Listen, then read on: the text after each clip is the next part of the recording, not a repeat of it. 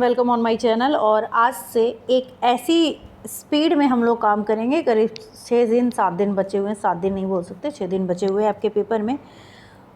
ज़्यादा पेपर, ज़्यादा टाइम के वीडियोस आपको मिलेंगे और वो भी एसएसटी हो, साइंस हो, हिंदी हो, सभी वन लाइनर फॉर्म यानी ऑप्शन को छोड़ के हम डायरेक्ट आंसर को करेंगे, ताकि आपका कम समय में मैक्सिमम क्वेश्चन ओवरऑल जो ये 5 साल जो करेंट के हैं उनसे आपको प्रश्न मैं करवा रही हूँ, ताकि आपका फटाफट से रिवीजन हो जाए और आप उसको आसानी से कर सकें। ठीक है, तो सबसे पहला क्वेश्चन आज का जो है, और इसको समझते हुए जहाँ समझने की ज़रूरत है, जहाँ हमको टैग वर्ड दिख जाएंगे वहाँ से करेंगे। तो सबसे पहले मैं, अगर आपको सोशल साइंस के आप लोग स्टूडेंट हैं, आप लोगों को बता दूँ, देखिए टैग वर्ड आपको कहाँ काम आएगा, जहाँ पे इसकी पीडागोजी होगी वहीं पे आपको टैग वर्ड मिलेगा।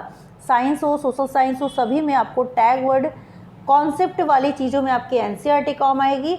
और उसके बाद जो पीडागोजी वाले क्वेश्चन हैं वहाँ पे आपको टैग वर्ड से आप आराम से कर सकते हैं, नहीं तैयारी की हैं तो भी। तो आपके 10-15 नंबर आप जो होते हैं, जो जितने नंबर के पीडागोजी आती है, वो आप टैग वर्ड से आसानी से अपने सब्जेक्ट में भी स्कोर कर सकते हैं। तो आज का जो पहला क्वेश्चन है 61, यहाँ पे जन स्वास्थ्य 30 क्वेश्चन मैं पहले करा चुकी हूँ वन लाइनर के फॉर्म में। जन स्वास्थ्य के क्षेत्र में कोटा रिका उपागम किसे कहा गया है? तो कोटा रिका उपागम किसे कहा गया है, यहाँ से हमको देखना है। और सबसे पहले क्वेश्चन का जो आंसर हो जाएगा वो हो जाएगा आपका सैन्य बल ना रखना, ताकि जन स्वास्थ्य पर ज़्यादा खर्च किया जा सके। आपको करना क्या है, जब भी आप इस तरीके के प्रीवियस ईयर पेपर देखते हैं, मान लीजिए कि मैं आपको ये आंसर बता रही हूँ और आपको ये क्वेश्चन के बिल्कुल भी आइडिया नहीं है, यानी एनसीईआरटी आपने नहीं पढ़ी है और ये क्वेश्चन आपको नहीं आता है, इस क्वेश्चन को नोट डाउन करिए, यहाँ पे एरो लगाइए ऐसे, और वहाँ पे इस आंसर को नोट डाउन कर लीजिए। यानी वन लाइनर जो नोट्स हैं वो आपके तैयार हो रहे हैं। आगे के 6 दिनों में आपको 6 साल के पेपर मिल जाएंगे। ठीक है, 6 साल के नहीं, सॉरी 6 साल नहीं हो पाएगा, लेकिन पिछले 4 साल के पेपर जो करंट में हुए हैं वो आपको मिल जाएंगे। और 4 साल में जो भी प्रश्न एनसीईआरटी से बने, ये एनसीईआरटी से ही तो बना है, तो इस प्रश्न को आप नोट डाउन कर लीजिएगा। ये नोट्स तैयार हो जाएगी, इसी को रिवीजन करके चले जाइएगा। यहाँ से कुछ नंबर गेन कर लेंगे, फिर पेडागोजी वाला जो सोशल साइंस का आपका पार्ट होता है, वहाँ से टैग वर्ड्स मैं बताऊँगी, उससे आप लोग कर लीजिएगा। तो इस तरीके से आप कुछ न पढ़ते हुए भी बहुत नंबर लेके आएंगे। ठीक है, तो चलिए, यहाँ से आपको मैंने एक तरीका बताया, अगर आपको अच्छा लगे तो वीडियो को लाइक ज़रूर करिएगा। और जो भी बच्चे तैयारी कर रहे हैं इसको शेयर कर दीजिएगा, ताकि ज़्यादा से ज़्यादा स्टूडेंट जो है, मतलब आप लोग यहाँ तक, मेरे चैनल तक, वहाँ तक पहुँच सके। और चलिए क्वेश्चन नंबर 62 देखते हैं।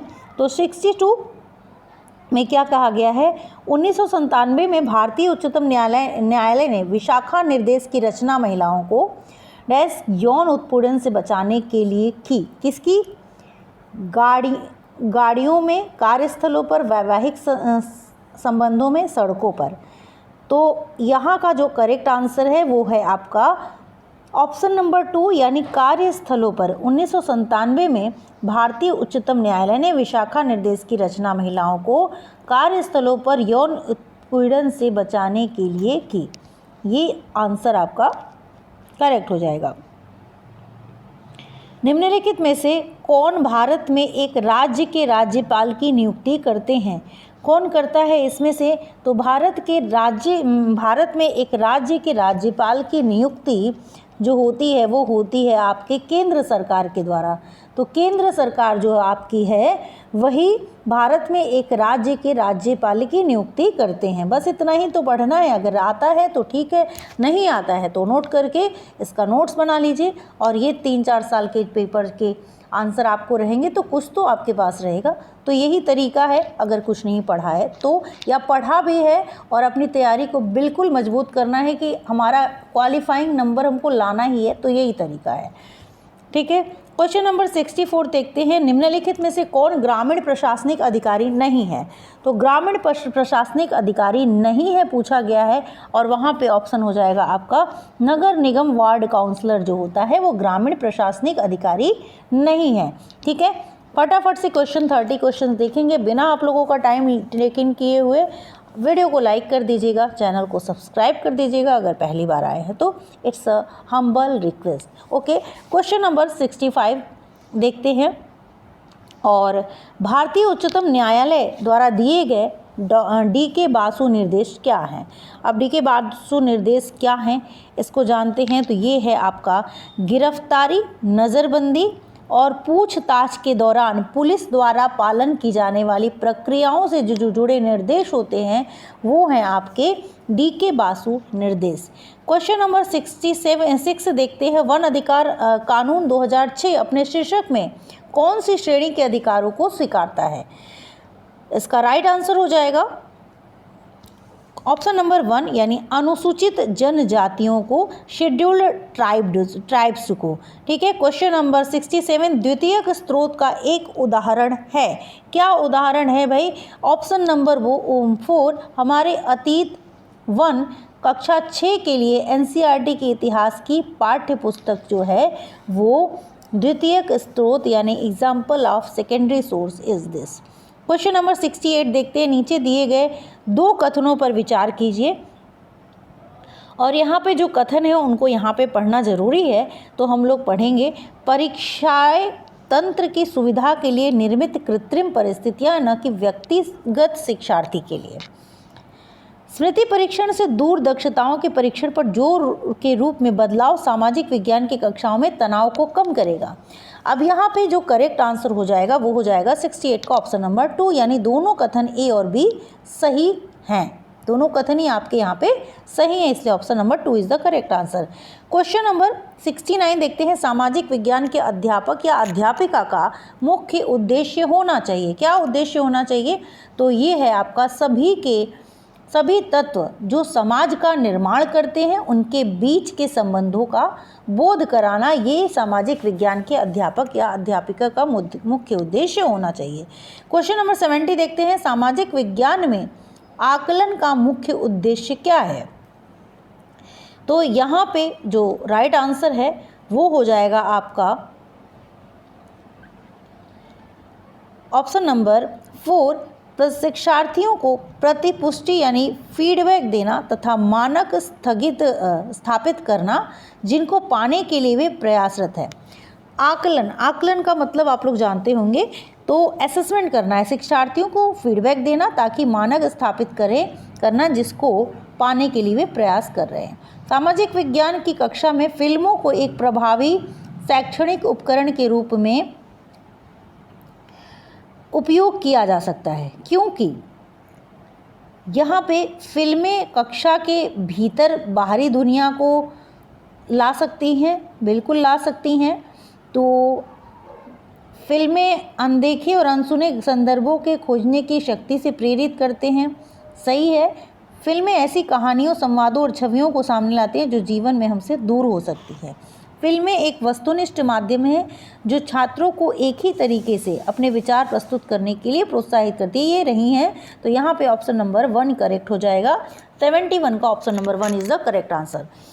क्वेश्चन नंबर 72 देखते हैं। कक्षा में मानचित्र के प्रयोग के संदर्भ में निम्नलिखित कथनों में सही कौन है? तो देखिए, मानचित्र के प्रयोग की बात की गई है और यहाँ पे सही कथन ढूंढना है हमको, तो ढूंढते हैं। मानचित्र एक सामाजिक राजनीतिक निर्मित है। चिरकाल से उत्तर को सदा सभी सामाजिक राजनीतिक संदर्भों में मानचित्र में ऊपर दर्शाया गया है। मानचित्र एक त्रिआयामी साधन है जबकि हम एक 2 आयामी दुनिया में रहते हैं। बिल्कुल नहीं, ये भी नहीं है। शिक्षार्थियों के समय की अवधारणा को विकसित करने के लिए मानचित्र एक सहायक सामग्री है। अब देखिए, यहाँ पे जो करेक्ट आंसर होगा वो होगा आपका ऑप्शन नंबर 1, केवल ये वाला के साथ आप जाइए, यही आपका सही है। तो ये आपका ऑप्शन नंबर केवल ए जो है यहाँ पे सही हो जाएगा। कथनों में से मानचित्र के प्रयोग के संदर्भ में निम्नलिखित कथनों में से सही कौन है? क्वेश्चन नंबर 72 के बाद देखते हैं क्वेश्चन नंबर 73, और 73 क्या कहता है? शिक्षार्थियों के जीवन से अधिगम को जोड़ने के प्रयास में सामाजिक विज्ञान के शिक्षक को चाहिए कि विविध विषय वस्तु में विविध सांस्कृतिक दृष्टिकोणों को इरादतन यानी जानबूझकर एवं सुस्पष्ट शामिल करें। कक्षा में शिक्षार्थियों को उनके निजी एवं पारिवारिक संदर्भ से चिन्हित करना। शिक्षार्थियों को अपने उदाहरणों एवं अनुभवों को कक्षा में साझा करने के लिए मौका देना। तो यहाँ पे जो करेक्ट आंसर हो जाएगा वो हो जाएगा 73 का ऑप्शन नंबर 2 ए एवं सी। ए और सी वाला सही है। ठीक है, क्वेश्चन नंबर 74 देखते हैं। इतिहास पढ़ाते वक्त वंशावली चार्ट का प्रयोग होता है किसी साम्राज्य या वंश के वर्धन एवं विकास को चित्रित करने के लिए, क्रम एवं प्रकार्यात्मक संबंधों को दर्शाने के लिए, एक कालक्रमिक रूपरेखा देने के लिए, या शिक्षार्थियों में स्थान की अवधारणा विकसित करने के लिए। ऑप्शन नंबर 1 यहाँ पे ए बी सी सही है। ठीक है, तो ये और ये सही है। क्वेश्चन नंबर 75 देखते हैं। और 75 दृष्टिबाधित शिक्षार्थियों के साथ कार्य करते समय एक सामाजिक विज्ञान शिक्षक को किस प्रकार से शिक्षण अधिगम प्रक्रिया में अनुकूलन करना चाहिए। यहाँ पे कौन सा ऑप्शन सही होगा इसके बारे में पूछा गया है। तो 75 का अगर हम देखें तो यथोचित विराम एवं पुनरावृत्ति के साथ स्पष्ट एवं उच्च आवाज़ में बोलना। ठीक है, बोलेगा तभी तो वो देख नहीं पा रहा है तो उसको बोलना तो कम से कम देख नहीं पा रहा है तो ये बोलेगा तभी तो, तेज़ आवाज़ में बोलेगा तभी और बार बार दोहरा के तब तो वो समझ पाएगा, क्योंकि उसको देखने में समस्या है। विविध प्रकार के आकर्षक दृश्यों वाले, जब देख ही नहीं पा रहा है तो दृश्य की तो बात ही नहीं उठती है। मौखिक संकेतों द्वारा कल्पना करने के अवसरों को उत्पन्न करना, तो ये भी आपका हो सकता है।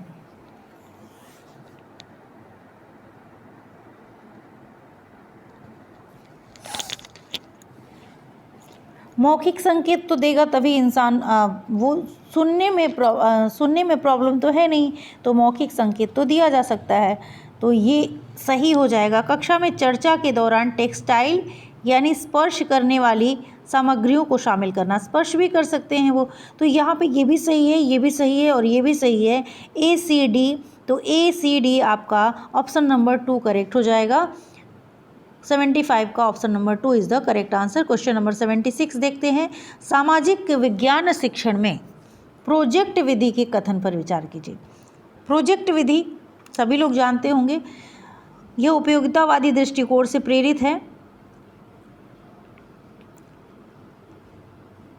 ठीक बात है, शिक्षार्थियों को खोजी बना देती है, प्रोजेक्ट विधि खोजी बना देती, ये भी सही है, बिल्कुल सही है।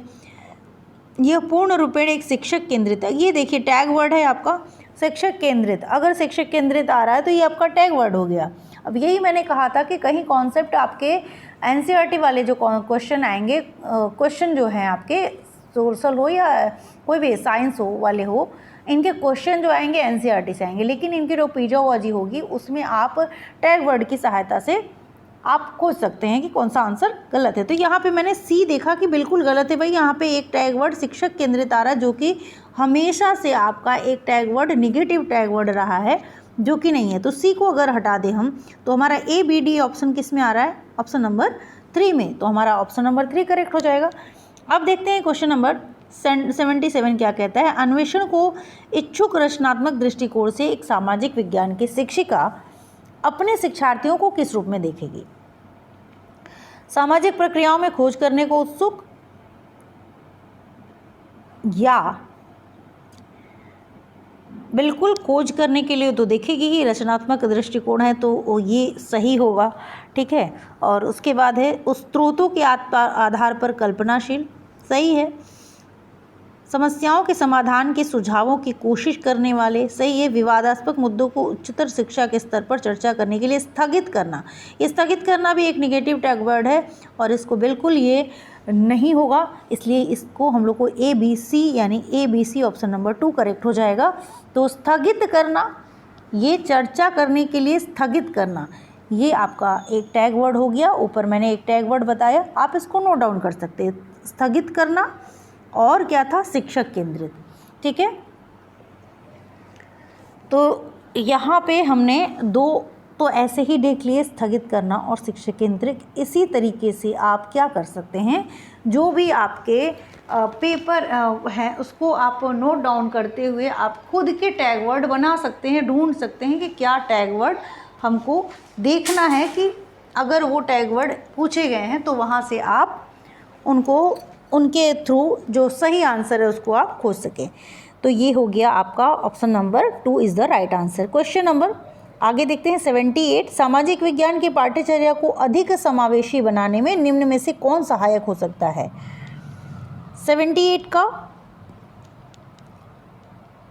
क्वेश्चन है और सामाजिक विज्ञान के पाठ्यचर्या, तो यहाँ पे आपका पाठ्यचर्या को जेंडर संबंधित मुद्दों से जोड़ना, कक्षा में एक रूप निर्देश एवं एक निश्चित शिक्षण शैली, विभिन्न स्रोतों को शामिल करना, आधिकारिक एवं निम्न वर्गीय प्रसंगों के लिए एक परीक्षा पत्र सभी शिक्षार्थियों के लिए। जो यहाँ पे राइट आंसर हो जाएगा वो हो जाएगा आपका ए वाला और सी वाला। कौन सहायक हो सकता है, विभिन्न स्रोतों को शामिल करना। देखिए, एक परीक्षा पत्र सभी के लिए ज़रूर सही नहीं होता है कभी भी, ठीक है, तो ये आपका हो ही नहीं सकता है, ये भी नहीं होगा, एक रूप निर्देश नहीं हो सकते हैं। तो यहाँ पे जो हो जाएगा ए और C option number 2 is the correct answer. तो 78 का ऑप्शन नंबर 2 सही हो जाएगा। यहाँ भी हमने क्या किया, यूज़ टैग वर्ड को यूज़ किया। तो टैग वर्ड आपके जो पीडागोजी वाला सेक्शन है वहाँ पे आपको मिल जाएंगे। तो एक रूप जो एक परीक्षा पत्र सभी शिक्षार्थियों के लिए, ये ऑप्शन कभी भी आपका सही नहीं हो सकता है, ठीक है। क्वेश्चन नंबर 79 देखते हैं। विद्यार्थियों को विवेचनात्मक होना क्यों सीखना चाहिए। तो कमियों को इंगित करने के लिए एवं लगभग सभी चीज़ों पर दोषदर्शी होने के लिए। कमियों को इंगित करना आपका एक निगेटिव पॉइंट आता है और ये ऑप्शन आपका कभी भी सही नहीं हो सकता है। फट से इसको, किसी की कमियों को इंगित करना ये सही नहीं है, एक निगेटिव टैग वर्ड है, इसको आपका हट गया। अब समाज में यथास्थिति बनाए रखने के लिए, समाज में यथास्थिति ये भी सही नहीं है। यह समझने के लिए विवेचना की बात की गई, समझना, विवेचना समझने की बात है, समझने की कि मुद्दे उनकी खुद की ज़िंदगी से किस तरीके से जुड़े हैं। ये ऑप्शन आपका यहाँ पे सही हो जाएगा। इसको भी पढ़ लेते हैं। एक रूप समशील दृष्टिकोणों की कद्र करने के लिए, जी नहीं, यहाँ पे ऑप्शन नंबर 3 सही है आपका। और इस तरीके से हम ऑप्शन को टैग वर्ड के थ्रू, कुछ चीज़ें होती हैं जिनकी वजह से आप छांट सकते हैं, हटा सकते हैं क्वेश्चन ऑप्शन को कि ये तो बिल्कुल नहीं होगा, ये तो बिल्कुल नहीं होगा, और इस तरीके से राइट आंसर तक आप पहुंच सकते हैं। क्वेश्चन नंबर 80 देखते हैं और 80 का निम्नलिखित उदाहरणों में से विविधता को दर्शाने वाले उदाहरण का चयन करें। तो यहाँ पे निम्नलिखित उदाहरणों से विविधता को दर्शाने वाले उदाहरण का चयन करें। सरोज को स्कूल जाने का मौका मिला जबकि निर्मला को स्कूल जाने का मौका नहीं मिला। एलेन एक गरीब परिवार से वास्ता रखता है जबकि साइमन का परिवार बहुत अमीर है। गरीब अमीर की बात की गई है। रमेश रघु सुरेश को फुटबॉल की टीम में शामिल नहीं करना चाहते क्योंकि वो समाज के एक खास समुदाय से आता है। परितोष को बांग्ला अच्छी आती है, वही सुचिता हिंदी बोलती है। यहाँ पे देखिए ऑप्शन नंबर जो 4 है, विविधता की बात हुई गई है, तो भाषा की विविधता है यहाँ पे, और ये ऑप्शन आपका करेक्ट हो जाएगा। जी हाँ, 80 का 4। एक स्कूल के सामाजिक विज्ञान के शैक्षणिक भ्रमण में बोम्बेडा, दाफा, राष्ट्रीय उद्यान, तवांग एवं लिसांग गांव को शामिल किया गया। किस माध्यम से विद्यार्थियों को आप भ्रमण किए गए 2 राज्यों को इंगित करने को कहेंगे। कैसे कहेंगे, तो ऑप्शन दिया गया है यहाँ पे, जो करेक्ट आंसर हो जाएगा अरुणाचल प्रदेश एवं मणिपुर एक मानचित्र पर, ठीक है। क्वेश्चन नंबर फटाफट से देखते हैं 82। और सामाजिक विज्ञान की समसामयिक समझ अध्यापकों को निम्नलिखित सभी को करने को प्रोत्साहित करती है केवल इसको छोड़कर। तो हम लोग वन लाइनर नोट्स पढ़े तो आज वन लाइनर ही की तरह ही पढ़ेंगे। तो यहाँ पे जो राइट आंसर हो जाएगा वो हो जाएगा ऑप्शन नंबर 2। प्रश्नों के समान उत्तर देने के लिए शिक्षार्थियों को प्रोत्साहन देना जिससे कि सभी बेहतर बन सके। ठीक है, क्वेश्चन नंबर 83 देखते हैं और 90 तक में आपके ये जो प्रश्न हैं ख़त्म हो जाएंगे। तो आप लोगों से फिर एक बार रिक्वेस्ट है, वीडियो को पहली बार देख रहे हो तो चैनल को सब्सक्राइब कर दीजिएगा, वीडियो को लाइक कर दीजिएगा। सीटेट के बाद हम सुपर टेट के लिए भी आप लोगों से जुड़े रहेंगे, तो तैयारी अपनी चलती रहेगी। और अभी मैंने सुपर टेट नहीं स्टार्ट किया है जानबूझ के, पहले वन साइडेड चल रही हूँ। तो जितने ज़्यादा से ज़्यादा लोग इस चैनल तक पहुँच सके इसलिए आप इस चैनल को शेयर भी ज़रूर करिएगा। तो निम्नलिखित में से जेंडर रूढ़िवादिता का उदाहरण नहीं है। बहुत इंपॉर्टेंट टॉपिक है ये, आपका सीडीपी में भी पूछा जाता है, हर सब्जेक्ट की पेडागोजी में इंपॉर्टेंट है भाई, तो इस टॉपिक को मत छोड़िएगा। जेंडर सिर्फ लड़कों को फुटबॉल टूर्नामेंट में भाग लेने के लिए प्रोत्साहित किया गया, सिर्फ लड़कियों को कक्षा का बोर्ड सजाने के लिए कहा गया, हालांकि लड़के नहीं है पूछा गया है। तो ये तो है लड़कों को ही फुटकर, ये भी है, ये भी है। हालांकि लड़के कक्षागत चर्चा में दबदबा बनाने का प्रयास करते हैं, लेकिन लड़कियों एवं लड़कों दोनों की सहभागिता को प्रोत्साहित किया जाता है। तो यहाँ पे रूढ़िवादिता नहीं है, ये ऑप्शन आपका करेक्ट हो जाएगा। अनुशासन बनाए रखने लड़कों, ये भी नहीं, ये तो बिल्कुल नहीं करना चाहिए। तो यहाँ पे जो करेक्ट आंसर हो जाएगा वो हो जाएगा आपका ऑप्शन नंबर 3, यानी हालांकि लड़के कक्षागत चर्चा में दबदबा बनाने का प्रयास करते हैं, लेकिन लड़कियों एवं लड़कों दोनों की सहभागिता को प्रोत्साहित किया जाता है, प्रोत्साहन देना चाहिए। ये रूढ़िवादिता का उदाहरण नहीं है, इसलिए ऑप्शन नंबर 3 करेक्ट हो जाएगा यहाँ पे, क्योंकि नहीं वाला ही ऑप्शन पूछा गया है। सामाजिक विज्ञान शिक्षण को प्रभावी बनाने के लिए आवश्यक होगा अतीत के सभी सांस्कृतिक प्रथाओं को बनाए रखना, साहित्यिक स्रोतों का समालोचनात्मक विश्लेषण करना, चाहे वो कितनी भी पुरानी हो, सभी गैर शाब्दिक स्रोतों का निष्कासन करना, स्रोतों के ट्राइएंगुलेशन त्रिकोणीयन को प्रमुखता देना। यहाँ पे जो राइट आंसर हो जाएगा वो हो जाएगा ऑप्शन नंबर 3, केवल बी एंड डी। ठीक है, बी और डी ये सही हो जाएगा। क्वेश्चन नंबर 85 देखते हैं और 85 कक्षा में सामाजिक न्याय के प्रति संवेदनशीलता को प्रोत्साहित किया जा सकता है। ऑप्शन नंबर 2 यहाँ पे ए, बी और सी जो है वो करेक्ट हो जाएगा। मैं पहले से सॉल्व कर चुकी हूँ, इसलिए आप आराम से इसको अगर समझना चाहते हैं तो मैं समझा देती हूँ क्यों होगा। तो देखिए यहाँ पे सामाजिक न्याय की बात की गई है कि प्रति संवेदनशीलता को प्रोत्साहित किया जा सकता है। कक्षा में विचार विमर्श के दौरान समकालीन जन आंदोलन और पक्ष समर्थन की कहानियों के अंशों को शामिल करके सुनेंगे, तभी तो उनको पता होगा, तभी तो विचार विमर्श करेंगे, तभी तो वो संवेदनशील होंगे उनके प्रति। भारतीय सामाजिक परिवेश के ऐतिहासिक संबंधों को एक गैर बराबर शक्ति समीकरण के रूप में देखकर सामाजिक न्याय पर आधारित संवैधानिक प्रावधानों को कक्षा चर्चाओं में शामिल करके कक्षा के दोषी बच्चों को तुरंत शारीरिक दंड देकर एक निगेटिव टैग वर्ड है शारीरिक दंड। दोषी बच्चे कभी दोषी होते ही नहीं हैं, बहुत बड़ा गलत वर्ड है ये है आपका टैग वर्ड। आप लोग बोलते हैं ना कि एसएसटी का टैग वर्ड कहाँ है, एसएसटी का टैग वर्ड आपके क्वेश्चन में ही है, क्वेश्चन पेपर में ही है। बिल्कुल आप लोगों को इस बात का ध्यान रखना है, दोषी बच्चों को तुरंत शारीरिक दंड देकर, ये हो गया।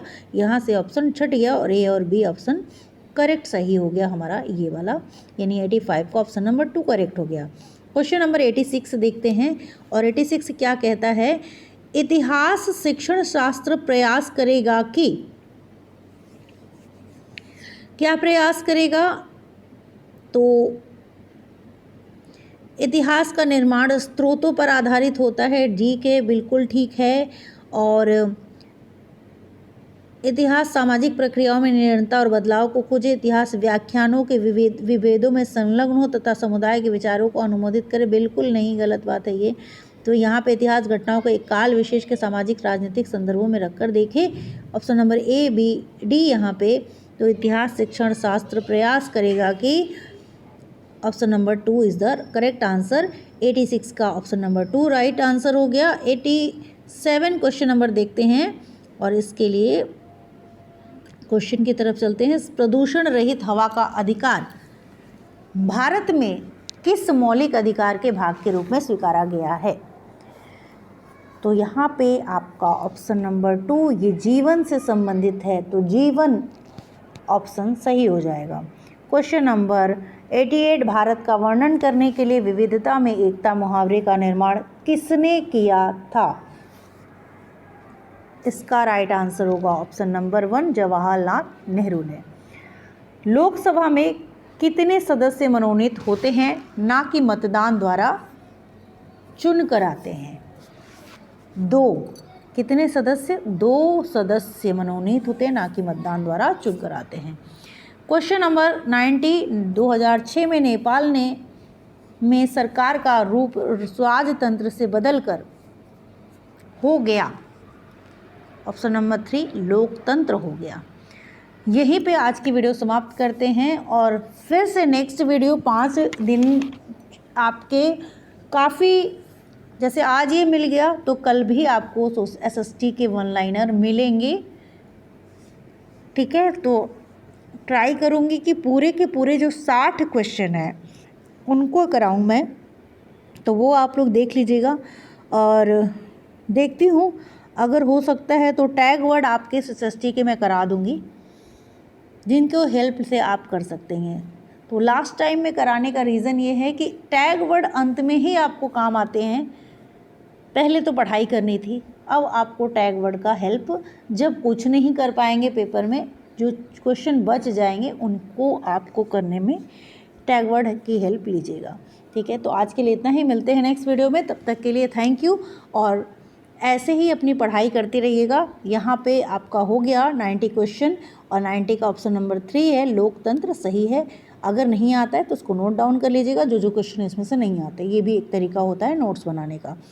मिलते हैं नेक्स्ट वीडियो में। चैनल को सब्सक्राइब कर दीजिएगा, वीडियो को लाइक कर दीजिएगा। Thank you.